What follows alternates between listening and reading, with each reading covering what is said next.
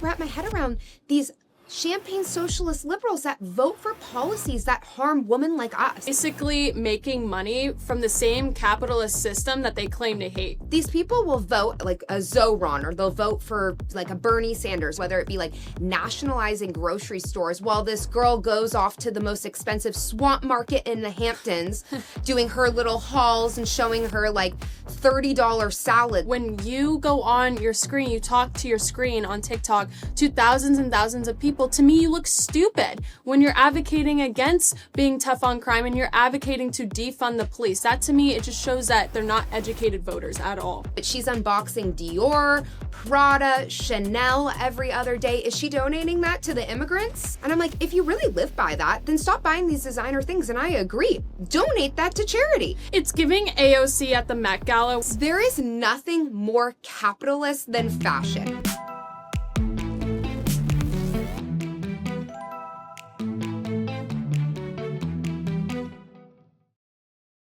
Hi, Sincerely Sisters, and welcome back to Sincerely American.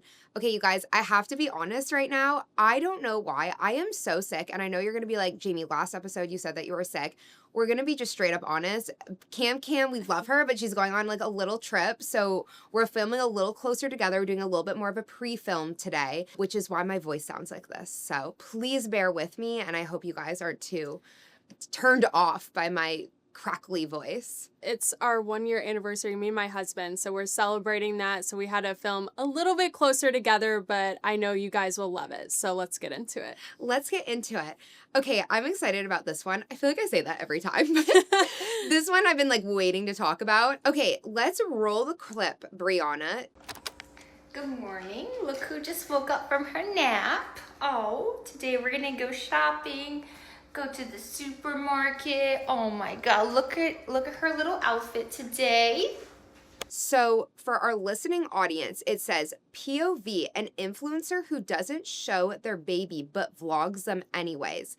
And this fake mom is like putting an emoji over her like cat and dog and stuff throughout this video to like make fun of like those influencer moms who like, you know, do that with their baby all the time. And I just love I laugh so hard when I watch this. I'm like, I have to put this in the show. I want to first acknowledge though, like, parents who do this, I do think in the end, I never want to assume malintent with parents. Obviously, you want what's best for your child. And so for somebody who doesn't have kids, I'm obviously going to assume that these parents have good intentions. But to me, honestly, Jamie, this comes off as a little performative because it feels like they're trying to virtue signal in a way. Like when I see emojis over these children's face, like you can still see the child's like body. You can still see like the background of the photo, like maybe a little bit of the location. Sometimes you can still see their school uniforms. So that can all be identifying and exploited. Yeah, you know, this is a hard one because as someone who obviously is a mom and you want to do everything you can to protect your kids, I completely get that. And I'm so sympathetic to that. Like, I understand better than anyone. But I think you're right. It does come off a little virtue signaling. And I get like parents that like literally don't want their kids on the internet at all. It's something I grapple with. Vivian just looks so cute. Sometimes I just can't help myself. But I do think though, like, if you don't want your kids on the internet, then don't have them on the internet. Like, I don't really get this halfway point where you're putting an emoji over their face. Like, just keep your kids off the internet completely then. Like, they'll vlog about their lives, like, in way more detail than I would ever show, like, with Vivian's life, for example, and then have the emoji over it the entire time. So it's like either, have your kid on, I guess, or completely take them off and just like no emoji whatsoever. It does feel virtue signaling. It's like, I'm such a great mom that I'm doing this and I'm going above and beyond. It's just, I don't know. Well, from a logical standpoint, I feel like it's counterintuitive because the action really isn't lining up with their goal. Their goal is to protect your child's privacy and your safety. Then you should just keep them off the internet. Yeah, I completely agree. And I also don't really understand fully the argument about it because, like, I completely get that there's, like, weirdos online, right? Like, there's totally creepy people and stuff. And for me, like, with our safety of our family, I just keep where I live extremely private. You will never see me post anywhere where I live, any around our neighborhood. I take a bunch of cute pictures of Vivian all the time, but if it's anywhere close to where we live, like I'll do photos like far away because I like don't ever want people to know our location, especially being involved in politics. So I do understand to an extent like that safety thing, but I don't know. I don't really get the full argument because like I don't get why, the face makes a difference in this, if they put the face or not. It's just, like I said, it's going back, it's giving. In this house, we believe that Black Lives Matter, science is real, immigrants are humans, or whatever that whole diatribe is, women are taken seriously, or you know what I'm talking about? It's giving that sign outside. And so I'm just kind of like, keep your kids off. And then they'll be like, a lot of these mom influencers will be like, I don't want to profit off my kids. And yeah, I get that. Like it is giving like childhood actor to an extent to like, have like your whole profit and your whole company based off your kids, but they kind of are because they continue to do the same exact content, like I said, with just the emoji over the face. So they are profiting off of being a mom and doing like all these corporate deals and stuff on Instagram and putting out those videos. So once again, I go back to, I'm not even judging someone that does it, but like I'm going back to like I don't really understand. It's just given virtue signal. Exactly. And you're trying to be private, but you're doing something public, like posting. To me, it's just not logical. Speaking of virtue signaling, this is very easy to head into our next topic. I wanted to call out because I cannot tell you guys, if you spend any time on TikTok like I have and you follow any influencer or, on the For You page, they're always coming up.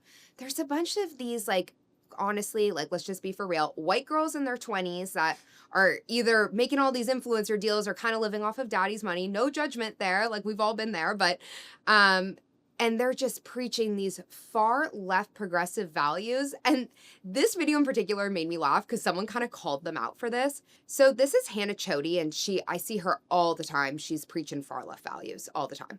And so she was responding in this video to a comment, and the comment says, "It's so funny that you can waste so much money and hold this sign." And for reference, this was in response to a video where she was holding up a sign at a protest that says, "That it does not say RSVP on the Statue of Liberty." And then this person continued, "At the same time, those glasses alone could feed at least 10. And we'll roll the full clip. So comments like these are why Democrats can't win elections. I can take criticism, but the amount of infighting from the left and this absurd standard of perfection is so harmful to the party, because what do you mean we are on the same side and you are criticizing me for marching to defend democracy, but because I'm wearing designer sunglasses, it's not okay? People can be multifaceted. I can enjoy buying nice things, but also vote for progressive tax policy. And then in addition to this clip, I wanted to also play this because this just showed up on my page this morning and I was like, oh, I want to add this in. Hot people vote. This is Hallie Kate playing her video. And she goes, Zohran Mamdani to be exact. This girl is a New York City influencer. She is always on my page. And for our listening audience, she is wearing a fur mink jacket that can't be cheap, carrying her Balenciaga bag in it, and she's wearing some designer jeans. It's giving AOC at the Met Gala when she wore that dress saying something about the rich. Like, these girls are claiming, like, eat the rich, but yet you're dripped out in designer that costs thousands of dollars. Okay, so I grew up in Northern California. As you guys know, how many times have I literally said that? LOL. I kind of could respect, like, the old school, I went to Berkeley, the old school Berkeley liberals who would, like, literally climb up into a tree and protest climate change and, like, not move and literally send down their, like, feces in a bucket for people. And, like, these people were, like, the live off the land type people, like, we're not using electricity type of vibe. I kind of can respect, like, the granola hippie type. These champagne socialists and limousine liberals, I can't take you seriously. And Hannah, you deserve to be called out for this. You're literally wearing a couple $1,000 sunglasses while protesting your stupid immigrants thing. And you know what I can't stand, Cameron? These people will vote like a Zohran, or they'll vote for like a Bernie Sanders, or these democratic socialists, right? Where they want to tax all these people. And I'm like, if you really live by that, then stop buying these designer things. And I agree. Donate that to charity. And you should live off the land. You should live very bare bones and give all of your money that you make away to other people. But instead, they vote for the rest of us. And this is the thing. if this is a virtue signal to vote for everybody else to be taxed and not your own money, for example, that is virtue signaling, and that's actually not real charity work there. And you shouldn't feel good about that. It's just confusing to me because I think they want to look rich while like claiming and preaching that like being rich is bad. It's just, it does not make sense to me. These brands are basically making money from the same capitalist system that they claim to hate. There is nothing more capitalist than fashion. So if you're going into the fashion industry, and that's what I love about all these clothing brands and Vogue magazine, fashion is just like opulence, it's over the top. No one needs designer stuff at the end of the day if you're really living that like socialist lifestyle. This is all luxury items for the most part. Even having 50 different outfits, you technically really don't need.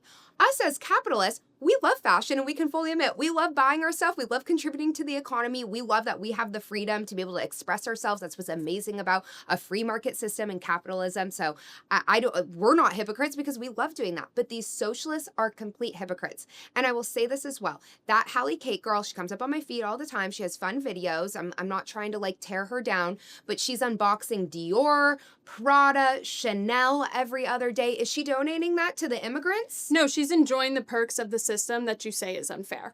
And by the way, she also, this was another, see, I'm all up to date, you guys, on New York City influencers. Like, I low-key love the content. I do love them. Yeah, I love the content, but we just gotta be honest about this whole thing. She went viral, I think it was like a year and a half ago, for being punched in the face by some psychopath in New York City. And now she's wanting Zohran, who wants to let basically people out of jail, because Zohran Mamdani's like, defund the police. He was all for that. He's for, you know, sending the social workers instead of the policemen to go, you know, aid and abet crime. And so, honey, you've lived through the chaos of New York City and you're continuing to vote. I just don't get, being a young woman, I think you can speak to this, Cameron. Like, when I'm in a city, I am nervous all the time because there are weirdos all the time. And when you're a cute young woman who's not, you know, big and masculine, you do have a target on your back to be harassed and, you know, maybe even assaulted. And so I can't wrap my head around these champagne socialist liberals that vote for policies that harm women like us. Well, I would say majority of New York City, like, actually doesn't want to defund the police, if anything, because they've seen the crime over the past couple years. They've seen the subway attacks. They've seen, you know, people getting shot in broad daylight, and they're not for that. So when you go on your screen, you talk to your screen on TikTok to thousands and thousands of people, to me, you look stupid when you're advocating against being tough on crime and you're advocating to defund the police. That, to me, it just shows that they're not educated voters at all. No, they're just doing this to, you know, be applauded by a lot of these other liberal girls who follow, because, you know, a lot of young women are obviously liberal leaning. But I will say, if you go through the comments, you guys, people were not a big fan, especially Hallie Kate's. People are really calling out, you know, Zohran for the crazy policies that he's putting forward, whether it be like nationalizing grocery stores while this girl goes off to the most expensive swamp market in the Hamptons doing her little hauls and showing her like $30 salad that she gets from there. Meanwhile, she's like, nationalize the grocery stores in New York City. Girl, please save us. We know you like your luxury fashion. We know you like your swamp market salads. And stop ruining it for the rest of us. I just can't do it. Where has that been successful? Like, look at Venezuela. Look at all these places who have done. None of these things have succeeded. So, again, uneducated. Okay, we're switching gears entirely. I just wanted a little bit of a laugh here. I was playing this clip, and I feel like our audience can relate to this so hard. So I was like, I just have to throw this in this episode. Okay, so here it is. For our listening audience, it says, I just remembered that the sheets and duvet cover are in the dryer, and I almost rather book a hotel room for the night than deal with that. Same. And I would say to you girls, like, you know, just get a separate duvet cover like that you can put on while your duvet is in the wash and in the dryer. But I haven't even done that. So why haven't I thought of that? That's actually really smart. I swear to God, washing my bed sheets is like the complete bane of my existence. And not to get gross, I get spray tans all the time. So they need to be washed on a regular basis. But my daughter, God bless her, she sleeps in my bed. And so she takes her nap in the middle of the day. So I cannot explain to you how difficult it is to wash and get everything dried and put it on. And the amount of times I've been like sitting like on the couch, it's 11 p.m. and I'm like, okay, it's time to get to bed. And then it hits me, I haven't put my duvet cover on and it's sitting in the dryer. And I'm like, Can someone kill me? Seriously. No, why is it always at night when the realization hits? Yeah, after, like, it'll be, like, a Friday night after, like, a glass of wine, and you're, like, just like, "Ah, okay, I'm gonna go to bed," and then you go in, and, like, none of your sheets are on, and you're like, Yep. and you're, like, you're spinning in that duvet cover, fluffing it and everything. Or sleep on the couch or sleep in a guest room if you have one. I normally end up doing that. Have you ever been, like, so desperate that you, like, go into bed without your sheets? I've done that one time with before. some blankets. It's like Yeah. a blanket night Yeah. where you pile on those blankets. I will say it's always worth it. Like, once you climb into bed, like, nothing is better than, like, getting into bed with, like, a fresh sheets on and everything, and it's all warm and cozy. But also, can we talk about this too? How hard is it to dry all your crap together when it's in there? Like, I swear it takes, like, 50 cycles for me to dry my, like, duvet, sheets, and pillow covers and everything. Same. Even when I take the lint out of that little lint box, it still takes me at least 3 cycles in order to dry all of that stuff. And then I have to end up separating it each time for it to fully dry. We need an invention to make that better. Like, truly. I agree. Now, this was another, for our last section in Gappy Hour, this was another funny one that I just wanted to throw in there as well. It says, selflessly putting the stranger in front of me's bins away at TSA. And then he put in the caption, I can't help that I'm an angel. You guys, like, clean up your bins at TSA. I just hate that. Like, I feel like people are so lazy in this day and age, as we just talked about being lazy, but still. Yeah, very mindful, very demure of him. I will agree. But society, it's gotten so lazy in general. I mean, I see this with obviously like the travelers in the airports, customer service agents taking a million years to get to you after you listen to the automated voice, whoever you're calling. Even like people when you go into like a Zara or wherever, like everything's disorganized, you can't find anything. And also with the tipping culture too, where people are ringing up your order and turning the screen around and they expect you to give like this massive tip for just plugging in your order. I do not understand this in society now. Yeah, the tipping culture is out of control. But I also will say this. I've come down where I feel like customer service is really bad everywhere you go. But at the same time, I will stand up for like minimum wage employees. Like, I feel like also the general populace is so lazy. Like, the fact that you just leave out your bins, or like, I hate when you go grocery shopping and people just like leave their grocery cart out in the middle of the parking lot. And like, I'm not claiming that I'm like some holier or now person, people. Like, I have my flaws, but I will say this. Anywhere I go, I always think to myself, like, I never want to be like an inconvenience to like a minimum wage employee. Like, whether that mean, you know, like throwing your trash away, or when you're in a dressing room, like making sure you hang up all your stuff, especially if you don't buy something and you're that annoying person that tried on 50 million things, and like hang your stuff Like back us. up. Yeah. Yeah, but like hang your stuff back up so like it's not annoying for the employee. And I just, the TSA thing too, it like crams all up. I always put my bin away as well. Like, I just think that's like a culture that you should uphold. And I do think this like speaks to just like, I don't know, there's just no courtesy culture in our country anymore. It's like everybody out for themselves, living for themselves. And I do get like probably a lot of these minimum wage employees are burnt out from just cleaning up after people's SHIT all the time. Mm-hmm. You can't buy class. Our one piece of advice to everybody listening is just be more considerate of others. Yeah, and I will say, this is what gets to me about like a lot of these liberal leftists. Like, they think that they're just good people for like doing their virtue signaling and putting up like, I believe in all of these things and stuff. Actually, I think how to improve society is just clean up after yourself, to be honest. Like, I think that goes a million more miles than your stupid protests that you guys all line up for and carry your signs, then post it on your Instagram so you look so great in front of everyone.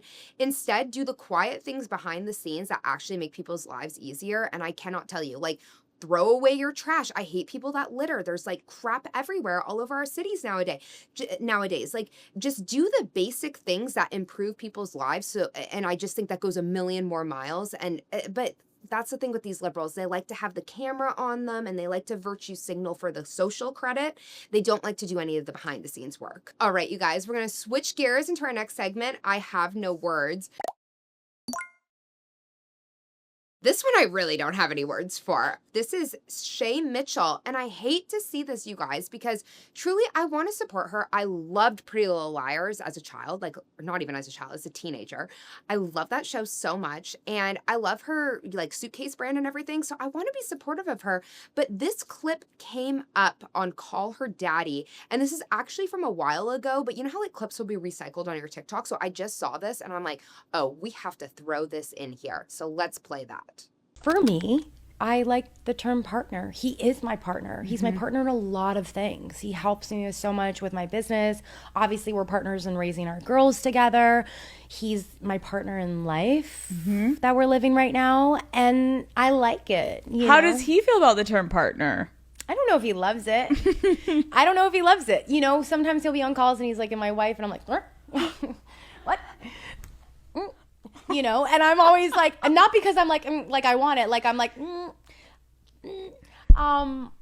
Why do you think that is?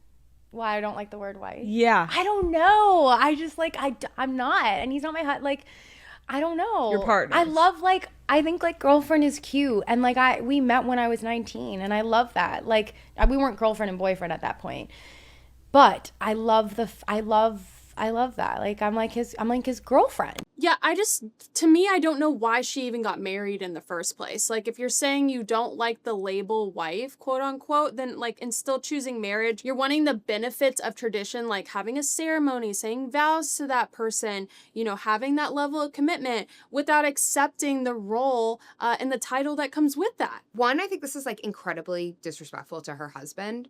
I mean, it's her husband and he is her wife. And like she even, you know, kind of mentioned that her husband doesn't like this. And here she is like sharing this on, you know, one of the biggest podcasts in the entire world. So one, disrespectful. Two, I think you touched on something important there, Cameron.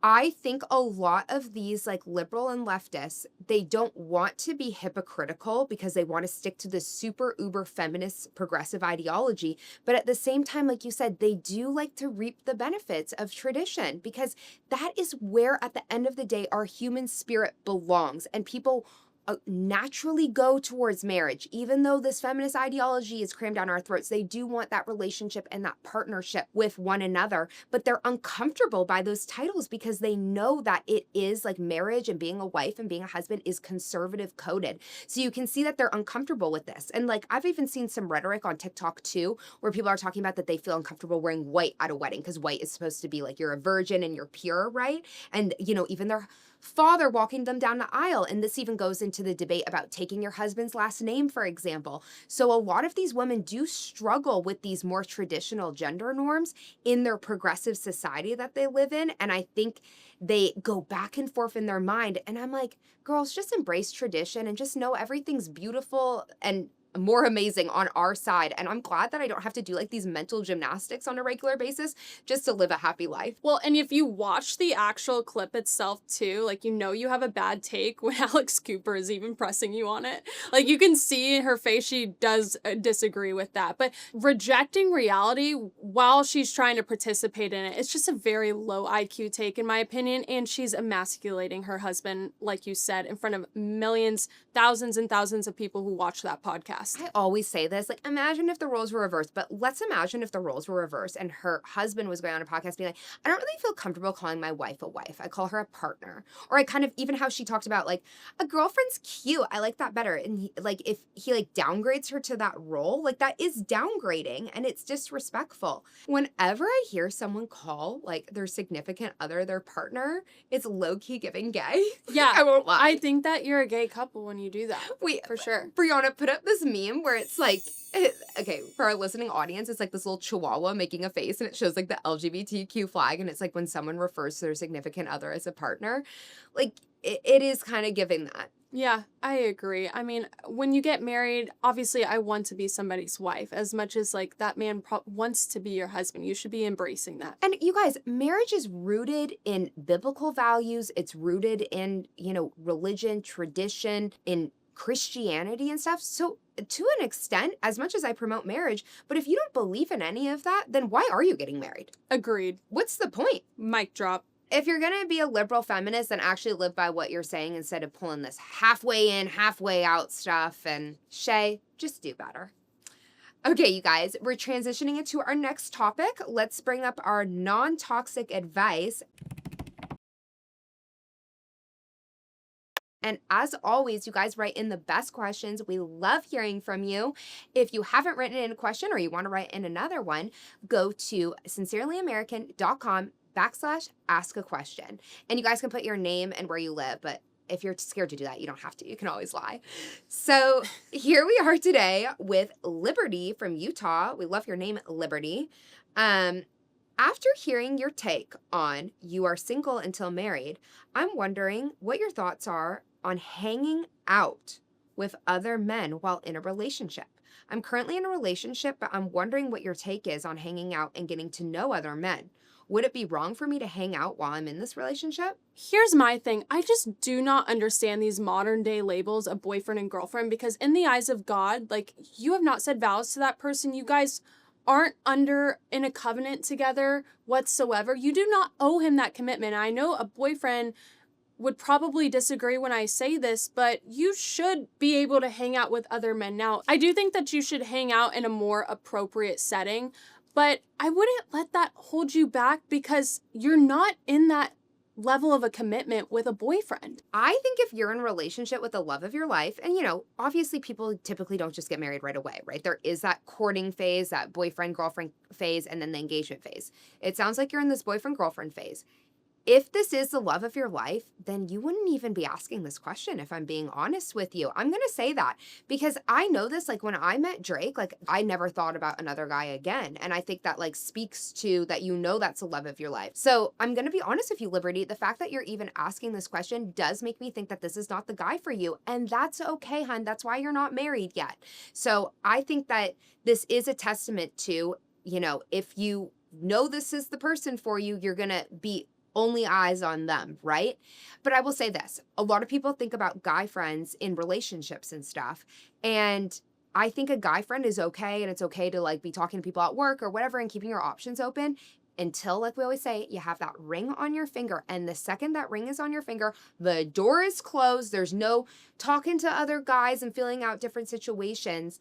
And I do think also, this is a hot take, when you are married, I don't think you should be having one-on-one things with guy friends at all. That's not to say, like, you can't have a guy friend, but that needs to be, like, through your husband as well. Just like similarly to your husband having, like, a girlfriend, like a friend who's a girl, like, that should be hanging out all together. Like, I do think it's weird when people are married and, like, go and, hang out with the opposite sex. I'm not even saying you're cheating or anything, but I just don't think that's, like, actually very respectful to your partner. I think it needs to be a group thing. Boundaries in a marriage are more black and white. Like you said, you shouldn't have guy friends. You should be fully committed to that person. You should not even be entertaining other options, as that is, like, very highly disrespectful and you're breaking your covenant. But when you're in a boyfriend-girlfriend relationship, I will not lie, there is some gray area to move around in, and you should explore your options. You should be pursuing the person who is ready to lock it down and see you as somebody who is a serious component of their future, wants you to be the mother of their children. So until you have that, I would say explore your options. Don't put all your eggs in one basket. Obviously, we're not advocating for you to be super sketchy, like going to somebody else's house late at night. But if you meet them in a work setting or a more appropriate environment, we say go for it. I mean, we met our husbands that way, so. We did. What is it? Don't let your boyfriend stop you from finding your husband. Exactly. I would say that, Liberty. You can keep your options open until you got a ring on your finger. No cheating, you guys, but if you find someone that you connect with more, I think it's totally fine until you got that ring on your finger, and then it's done. Okay, girls. Moving on to our next question, totally different topic. Kennedy from Michigan is asking, I'm not good at doing my hair and need some advice. What is your hair routine and what products and hot tools do you guys use to style it? I love this question just because I remember at 20 years old, I was not doing my hair correctly. I also had blonde blindness where I wasn't getting the type of blonde that was going to complement my skin color. And thank goodness actually for TikTok and social media and, like, seeing the color analysis and, like, all these different trends of that. But I will say you have to have situational awareness of what is best for your hair. What climate do you live in? Are you bleaching it? Are you putting color on it? And so for me, I will say, like, I love the K18 leave-in conditioner. I love a heat protectant because Jamie and I do this show. We have news hits throughout the week. And so we're putting a lot of hot tools on our hair. So having a good heat protectant, I use the one from Kerastase. That one is really great. I also use an oil to make sure that my hair is like staying, that it's not getting frizzy, on camera. And Pureology. I love Pureology shampoo and conditioner. I don't know which one it is, but I use the purple bottle. I believe that's for hydration. And lastly, I will note, I do use a detoxifying shampoo, because if you shampoo your hair and you don't feel that like squeaky cleanness on your scalp, then you're not getting rid of that buildup and those oils that you have from, your hairspray or anything else that is in your scalp. So having that detoxifying shampoo is going to change the game, I promise. But I also just style my hair with a Dyson. I know that's expensive. They actually have dupes on the market like Shark and things like that. But I do love my Dyson. If you get the opportunity to invest in something, it's very high value and it's worth it. Yeah, I've gone through so much with my hair. I'm actually, even to this day, like not super good at doing my hair, but I think I've gotten better. Here's my full hair care routine. So one, I love this brand. It's called Monday. They have great shampoo and conditioner and also dry shampoo. Dry shampoo is like your biggest best friend. And it's really cheap, to be honest. And I was using super expensive products for my hair. And honestly, I didn't like the results as much as this. And so when I'm in the shower, I double wash my hair a lot of times, because I do let my hair go a few days. When I'm on camera and stuff, and I'll have a few days where I'm just being a mom at home, I'll let my hair like kind of go. I think like wash your hair as little as you can and style your hair as little as you can too would be my biggest recommendation, so you don't get a lot of damage. When I was working like my 9-to-5 job, I got so much damage in my hair because one, I wasn't using the right products, and two, I was just using so much heat on it. But anyway, that double wash really like cleanses, like make sure you're getting that foam in your scalp, really get in there, and make sure you wash out all of your shampoo. I know that sounds like a very simple thing, but you'd be surprised by how many people like leave residue in their hair like by not fully getting their shampoo out. Then I have had the Dyson. So this is where I'm going to go a little bit different than Cameron. I own the Dyson. I use only one of the tools from it. I use that round brush thing. But to be honest, to get most of my hair dry, I will put up like the crown of my hair into a thing and just blow dry with a regular hair dryer and kind of blow it down as straight as I can and run a brush through it to kind of get that straight thing. And then I'll go into my Dyson with that, the round brush attachment, but you don't even need the Dyson for that. There's a lot of round brush attachments that you can get for a cheaper price.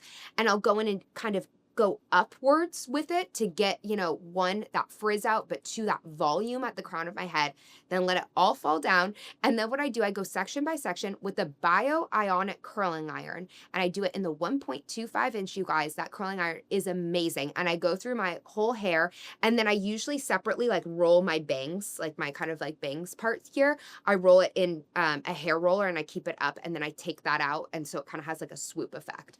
And like I said, and then a lot of hairspray, hair oil, and all of that. Yeah, I will say too, if you're somebody who has damaged hair or you live in like a drier climate and you need the hydration, one thing I will say is when you're washing your hair, also make sure to rub the shampoo in your hands and activate all of the ingredients in order to get that built up residue out of your scalp. What has changed the game for me, because I do put like color in my hair, I do bleach it some. I've been doing mostly lowlights, but obviously that's not really relevant. Get a satin pillowcase, because that won't take all of the natural oils out of your hair where it's like dirty on your pillowcase. And make sure to wash your pillowcases every week. A lot of people don't do that. It's a small thing to do, but I promise it does change the game. Yeah, I totally agree. And that is actually a big thing. Growing up in California, it's a very dry climate. And so moving out east and having to learn to deal with humidity has been a lot. And I will say dry shampoo is really helpful in that, and hairspray to get down that frizzies as well. So it's all about learning for your climate and everything. And the hard part about hair is that different hair routines work for different people and stuff. But that is our hair routine there, you guys. And now shifting gears back into a more serious topic. Our last question comes from Sarah from Germany. We love our foreign fans out there.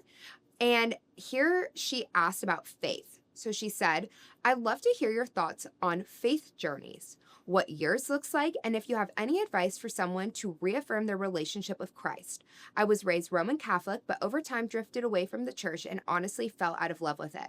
Lately, I've felt a strong pull to return to Christ, and the desire is there, but I'm struggling to understand how to begin that journey again. What would that look like in practice to you? I think this is so beautiful because it just shows that God really has planted that seed in your heart, and now you just have to water it, and it's going to continue to grow. And so I think this was a really big step for you to ask this question. Me and Jamie really appreciate this. I would say one, get to know God a little bit more. Open up your Bible. That is going to be the most helpful tool to you to fully develop that relationship with Christ and get to know him more. And in turn, you will get to know yourself more. And so one thing for me, like when I was going through my faith journey and still continue to do so, I have wrestled with God in moments where I'm not fully understanding what to do in a situation. Why has this happened to me? You maybe even start to blame God. Sometimes people go through that, and understanding that you have the best tool right in front of you. If you have a Bible, opening that up, getting to know him more, because everybody has ups and downs in their faith journey. That is completely okay. We would never shame you for that. That is a completely normal thing to do. And ask God to open your heart up, give you the heart posture in order to accept this information that he has given you through the word. So I was a cradle Catholic, and I think that there is kind of this like stereotype of a lot of cradle Catholics. It's funny when people like convert into Catholicism, I feel like some people might have like imposter syndrome, like they're not real Catholics. And I always tell them, I'm like, you guys are a lot of times better Catholics than us cradle ones. Like, because a lot of us Catholics, we grew up going to Catholic school like I did. And, you know, I went to an all girls Catholic school that was ran by nuns, and I had to go to mass like 4 times a week. And so obviously I kind of, you know, in that era rebelled a little bit against it and definitely removed myself, where I was like, I wasn't appreciating. That's one of my biggest regrets from my teenage years. If we have anyone in high school that's going to a Catholic school, is embrace that. That is such a beautiful time in your life. And I'll be honest, I didn't embrace it in that moment. I almost resented by how much I had to go to church. You know, I wore my uniform every day. There were nuns teaching us. And so it was a very strict environment. So I did kind of want to rebel from that. And it didn't take until I went to UC Berkeley, where it was such a godless place, to be honest, you guys, where I realized how important and how lucky I was to have, you know, Jesus in my life and to have that upbringing in the Catholic Church. I was very thankful for it. And then additionally, when I married my husband, Drake, he grew up, obviously his father is a huge pastor down in Georgia. And so he grew up with this non-denominational background, and that really made me appreciate my faith once again in a totally different way. And even though I did grow up with this Catholic background, I will say to anyone who is trying to rediscover faith that I think you need to find what church works best for you. Maybe it is Catholicism, or maybe it's more of a non-denominational approach. And I think both are beautiful in their own ways, and I celebrate that. And I think, like I said, there's benefits to both, and whatever feels like it sticks to you most, and wherever you feel like you find the Lord most, to do that. So I would start with, you know, going back to church. Obviously, I love what you said about the Bible. And I think implementing biblical values into your entire life, like how I feel like I own my Christian faith, is whenever I'm approaching difficult parts in life, I do go back to the Bible and find like, what would Jesus want me to do? And what has the Bible set out for us, whether that be marriage, motherhood, your career, any step in your life. What's so beautiful about the Bible is that it has eternal truths that can help you through any trial and tribulation and decision you make. And lastly, I'll say with this, I think having a connection with the Lord means getting on your hands and knees at the end of your bed and getting in prayer. You should be doing that every day, but especially in difficult times or big moments in your life, and bringing Jesus and God into your daily life. I cannot tell you how much that will improve your connection. And like, I have conversations with God, and like, I go back to things that I've said before. And that's been something that's really connected me with my faith more and more, because like I said, just growing up, you take that for granted sometimes. So I've really tried to re-own my faith in that way, and especially now becoming a mom and being married. See, I relate to that too, because I grew up going to a private Christian school in the state of Kentucky, and a lot of times I saw God as judge through those moments. And I was somebody, you know, like Sarah, who has, you know, kind of taken a step back from faith in those moments. But then I started to rediscover that God is also love. And one of the most beautiful things about our friendship, Jamie, is, you know, when we were in New York, we actually went on our hands and knees at the edge of the bed and we prayed together. And that not only brought us closer to God and gave us clarity in those moments, but that brought us closer together in our friendship too. So it is truly beautiful. And like Jamie noted, everybody's going to find different things that they like.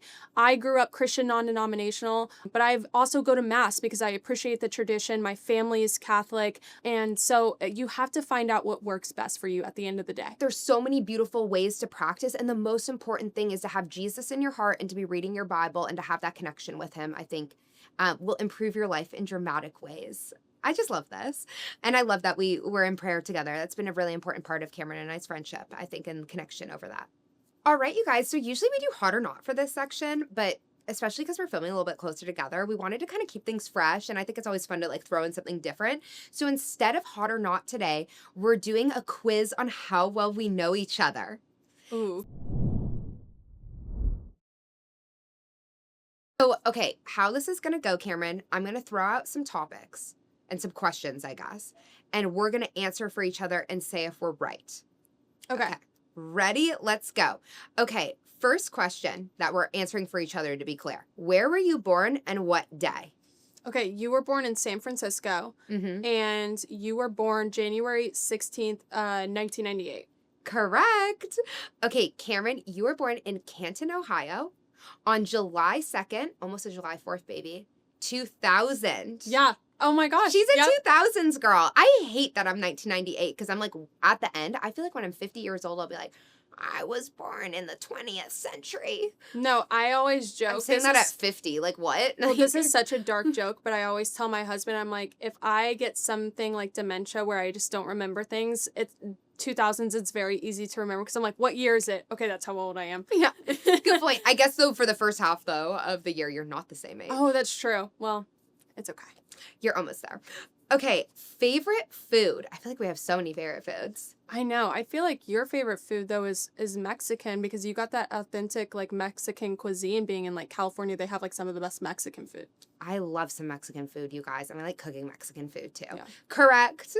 Okay, Cameron, I feel like you're a real Italian girl. Like, you love a good pasta. Like, I feel like if you're, like, ordering something or you're making something, it's pasta, which I love, too. Cameron and I, like, love the same food. I know. My funny thing about Cameron is that I'm, like, so particular when I go to a restaurant on, like, exactly what I want. And, like, a lot of times Cameron will be like, I'll get the same. Yeah, I don't really care. I actually let people like. Especially one of the first things that my husband said was like, I love that you let me take the lead on our first date and like order our food because he loves ordering off the menu and like reading it and seeing what dishes complement each other. And so I'm just not picky. Like my sister is actually the picky one. I was trying sushi and eating like snails and everything. Like my parents really tried to instill that in me at a young age to like have a better palate, I will say. Wait, you've had escargot? Yes. I've had escargot. Look at me, the French Canadian. I would not have escargot. Really? I'm proud of you for that. That's Oh, really good. Yeah. Or like sea urchin. Like if you go to like a sushi restaurant, they have sea urchin. Like try the definitely had unique that. things. Like yeah, like squid, sea urchin, things like that. I'm not like picky, but I'm probably not as adventurous as you. Okay, TV show you're obsessed with. You're obsessed with Vampire Diaries. I do love. Also, she's a Diaries. Catherine. Like let's be honest. Look at her hair. I love Vampire Diaries. Yeah. I do love that show. I would say that, and I really love Breaking Bad. Oh, okay. Yeah, That's I've more of an never adult watched that show. It's so funny. Before I got married, I feel like a lot of girls can like understand this. I like loved like my like rom-com type teen TV shows, like the CW shows. And then Drake is like, I'm not watching that. So he Will like you watch Gossip Girl? no. Oh. Maybe he would. He has sisters. He wouldn't admit to that. But he's like, Jamie, I'm not watching that. And he would introduce me to like Breaking Bad, Ozark. I love Better Call Saul. And at first, like I was like really didn't want to watch those shows. And I will say, Drake, credit to you. I love them. I'm obsessed with Breaking Bad. Really? Yeah. Oh, I'll have to try it. Okay, Cameron's favorite show. That's low key. I love the show too because there's so much lore with this. Well, like this will come up in later episodes too. We love, but specifically you the most, that Menendez brothers show that came out last fall. Like literally, we're obsessed with the soundtrack from that show. You just love that show.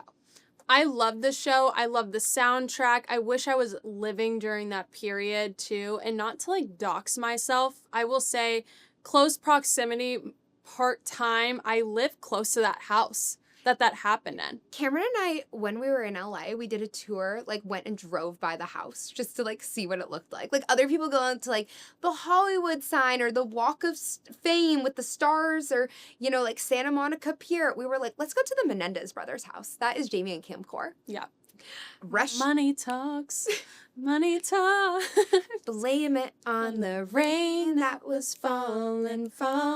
We have this, okay, let's actually tell this story. We have this soundtrack on Spotify. We created this playlist called Nothing But Vibes. And let me tell you, this is actually may sound a little creepy, but every single time we get an Uber to come film this for you guys, we normally get the same Uber driver. And one time we like played this playlist through his car Bluetooth. And so every single time he picks us up now, he starts playing the soundtrack. He literally has a playlist saved. And like the first time this happened, I got in the car and I was without Cameron and I like didn't even realize, to be honest, which is like bad on me. Like I should be more like cognizant. But I got in the Uber And he all of a sudden pulled up our Nothing But Vibes. This is Cameron and Jamie core. We have a shared playlist, and starts playing the Hey Now, that song. Don't ask me to sing ever. So But he started playing that, and I was like, oh my gosh. And he's like, yeah, I drove you before. I saved your playlist. I really liked it. his name's Muhammad. Yeah, I love him. Love Muhammad. But anyway, he picks us up all the time and he plays the same playlist. I love that from that show. Yep. Okay, favorite piece in your closet? Your favorite piece, I would say, the tennis necklace that Drake got you. Love that. You wear those Prada platform heels a lot. Or are they satin? Yeah. The satin Prada heels. And I'm trying to think of what else you wear. Maybe your Bottega bag or your jean Gucci bag. Oh, Not I sure. do love that jean Gucci bag. I wear that a lot. And like, Or the Miu Miu flats too. She wears I wear those. these pink Miu Miu flats are so cute. You've actually gotten a lot of compliments on those, not just from women too. Like we were out to eat at the Beverly Hills Hotel one day, and there were some men asking her if she was a ballerina because they're so cute. One thing about me, I cannot dance at all. So I'm like, I am far from a ballerina, but I love it. My aunt like called me. She goes, Jamie, you've worn those Prada heels too much. I was like, honestly, valid. Yeah, respect. Okay, Karen, your favorite thing in your closet, I feel like, one, you love your Dior saddlebag. I love that too. I'm jealous of you for that. The best thing quickly about Cameron and I is that we share all of our clothes with each other, and we're the same shoe size. We're both size 7, believe it or not. Same jean size, same shoe size, same top size. Like, Yeah. we actually have everything. Yeah, Same so size. I almost feel like her closet's mine. Anyway, you love your Dior saddlebag. I feel like you also love the Van Cleef bracelet that Pat got for you, which is so sweet. I feel like that's Yeah, another these one are- of your I favorites. love this. And I do think you love your Chanel ballet flats too that Yeah. you're wearing that I love as well. Actually, this is the most. You love those Givenchy boots. You bought them in both sizes. She bought like the half calf and the full calf. That is commitment. That means that you love something. I love them so much. I think they're so stylish, and I love staple pieces like that too. And it just, I feel like I look best in black because my blonde hair is the biggest accessory. So I feel like just having a boot that's a staple piece and just like a mini black dress is a Cameron staple. Love that. I love that we're getting all these right. I know. Yeah. Because we just talk nonstop, you guys. Like, really. Like, if you think we talk a lot on this, you should hear us in real life. Okay, celebrity crush. Yours is Jacob Elordi. Love him. And you love, you watch football with your husband, Josh Allen. Love Josh Allen, you guys. My husband will laugh. I low-key was like mad when he got married to Haley Steinfeld. Drake's like, why do you even care? One of Like, the no reason. One of the funniest things Josh Allen ever said, he was in an interview and he was like, this guy was saying something about sobriety and he was like, oh, I was sober for 12 years and then I turned 13. I love that. Okay, Cameron's going back to the Menendez thing. While whoever plays that, I think his name is like Nicholas Chavez, whoever plays that on, we need to roll that clip, Brianna. He looks like my husband. Yeah, this edit is amazing. Hey, Mafia, after what we've been through, I'd like to see you try.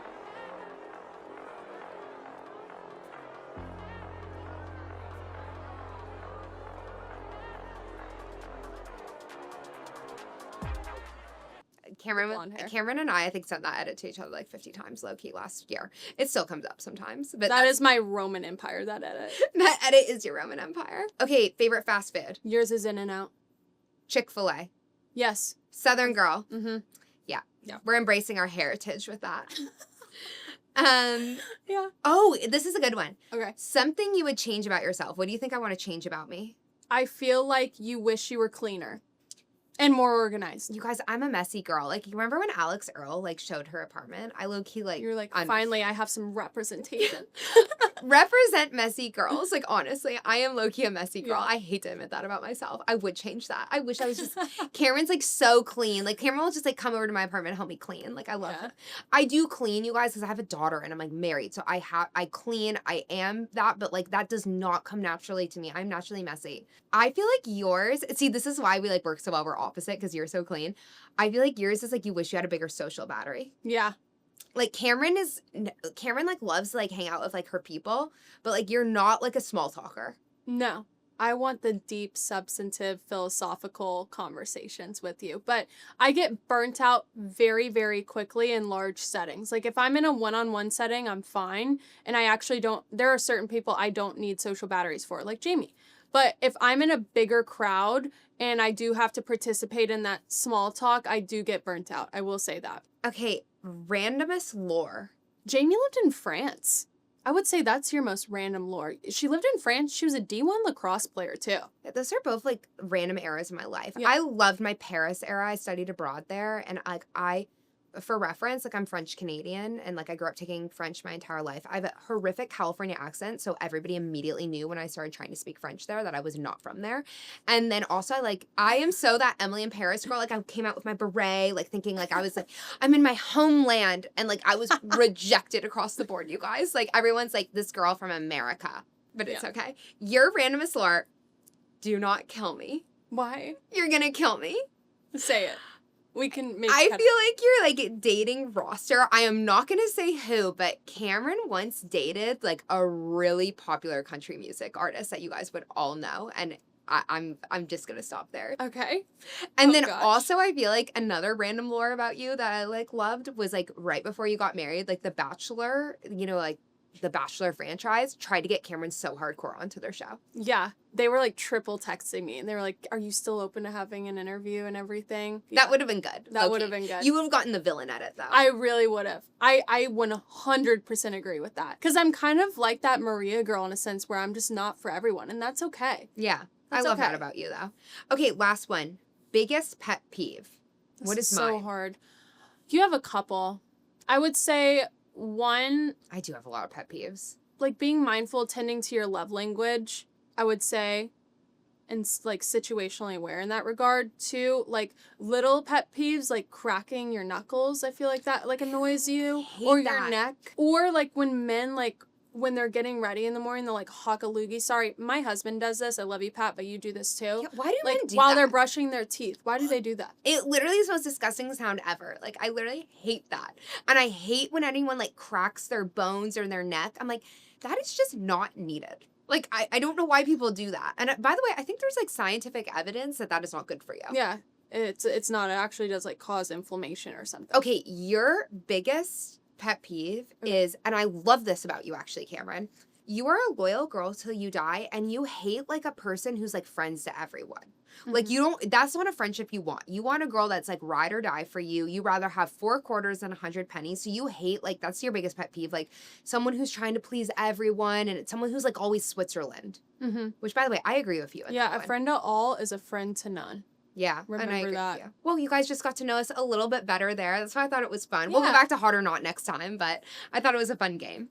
Okay, you guys, headed into our last segment of the day, which is propaganda that we're not falling for.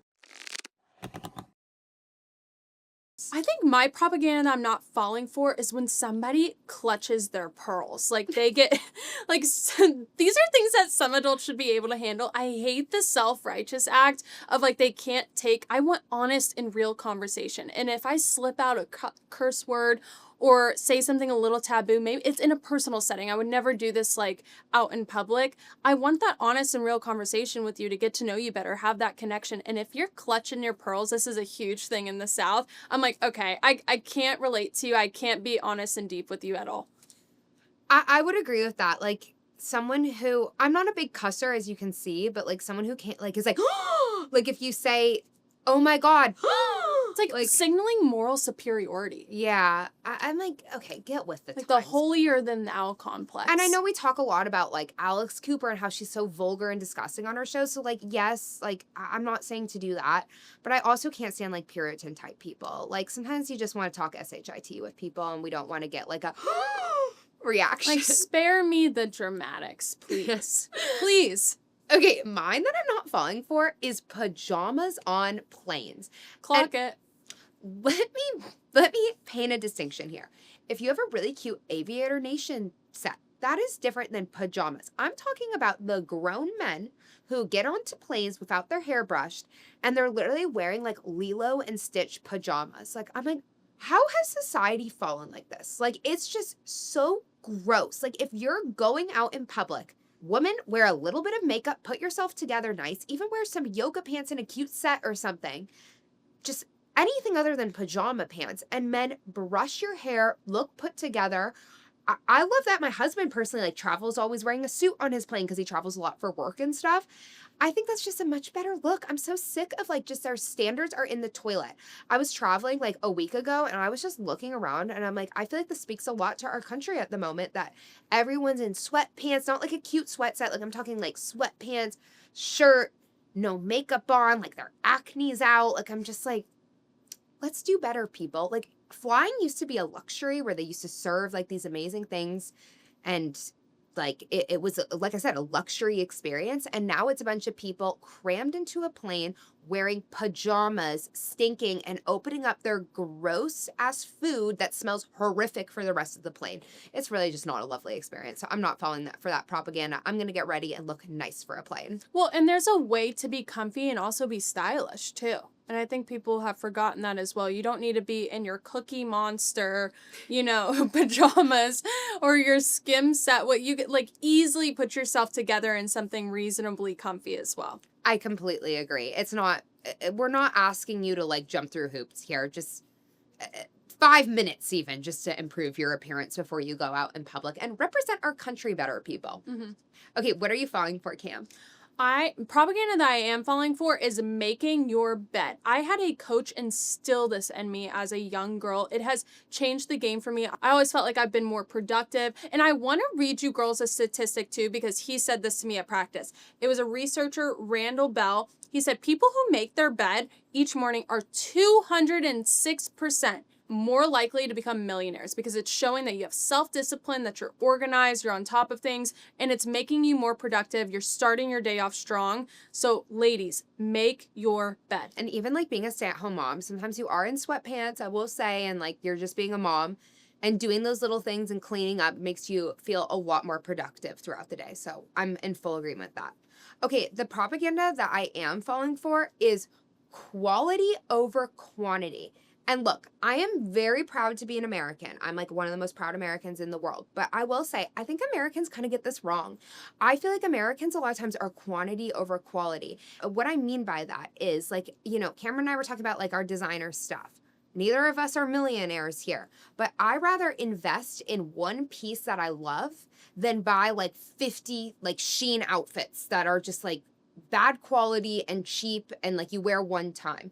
I think like the way that Europeans go about like their wardrobe where they invest in these really nice like and they have like a capsule wardrobe and it's like really great pieces is such a better way to go about your life. And it's even like with food. I rather eat like, not have like 50 million snacks from Costco and stuff and just have like actually better, cleaner ingredients that cost more and put more money into that. And so that is my thing I'm going to call it with Americans. We are just over consumers, and as much as I love capitalism and the free market, I do think like being more intentional with spending and instead investing in those quality pieces that you can keep for the rest of your life, even furniture in your house. I feel like Americans a lot of times do buy like a lot of cheap to be honest. Mm-hmm. Yeah, like the IKEA furniture and stuff like that. Now I understand if you need like shelves in your closet, that's a little different. But honestly, going back to this, I used to stay in long-term Airbnbs because I wanted to save up and invest in really nice furniture pieces. And I will say I'm very, very blessed now to have like restoration hardware and Pottery Barn. But I had to save up for that luxury, but I was able to have those short-term sacrifices for long-term gains where now I can actually like have that furniture forever, and take care of those pieces. But I agree, like the Temu, the Shein, like I'm not saying that you can't shop on those sites, but I would much rather wait to get an outfit and save up for a more quality piece that I know I will wear again and again over time than just getting that instant gratification and spending your money on something that's cheaper, but you're going to have to replace it and you're probably going to end up spending just as much trying to replace that product over time. And this isn't like some out of touch, like rich opinion. I will say that Americans have a lot more disposable income than Europeans do. But like I said, instead of spending all your money on a million other things, save up for one and really wear that and invest in that. And you can keep it forever and it's much higher quality. It looks better.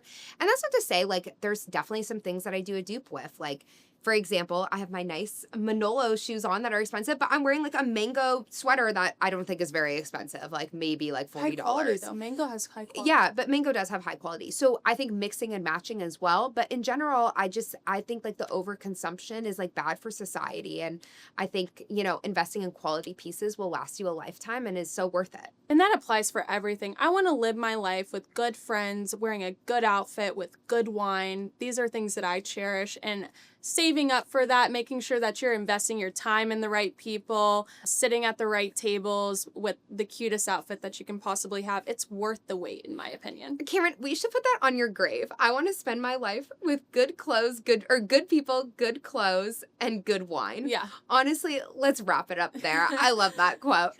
Thank you, Sincerely Sisters, always for tuning in. We love seeing you every week. Make sure that you're subscribed to us on YouTube, Spotify, or Apple Podcasts. And make sure that you're following us as well on Instagram and TikTok at Sincerely American. And we'll see you next Wednesday. Bye, my loves.